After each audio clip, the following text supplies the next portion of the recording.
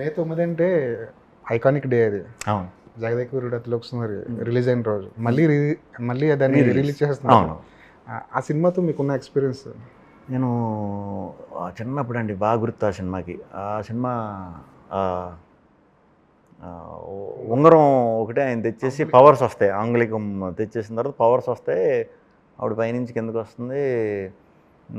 కిందకు వచ్చిన తర్వాత పిల్లలు ఉంటారు ఆ సినిమాలో, అందులో ఎక్కువ చిరంజీవి గారు పిల్లలు ఎక్కువ ఉండటం వల్ల మోర్ కనెక్షన్ అనమాట. ఆ పిల్లలను కాబట్టి సీక్వెన్స్లు అవి ఉంటాయి, జీప్ ఫైట్లు అవన్నీ ఉంటాయి.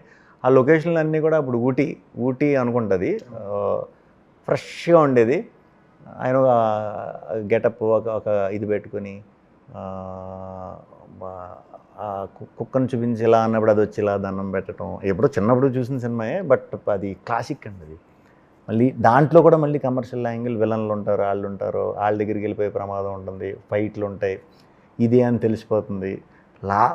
క్లైమాక్స్ సముద్రం దగ్గర ఉంగరం వదిలేయటం, చేప మింగటం అంటే మళ్ళీ ఉంటుందా అని మనకు అప్పుడు తెలియదు. అప్పుడు పార్ట్ 2లో అవన్నీ తెలియదు కదా మనకి.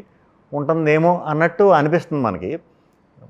Super memories. రాజేంద్ర గారు పర్ఫెక్ట్ సీక్వెల్ ప్లాన్ చేశారు. అది పర్ఫెక్ట్. ఇప్పుడు మనం వేసుకుంటున్న అలాంటి స్క్రీన్ ప్లే. అవును. సో సేమ్ డే పాటలు అదిరిపోతాయి. Super cinema.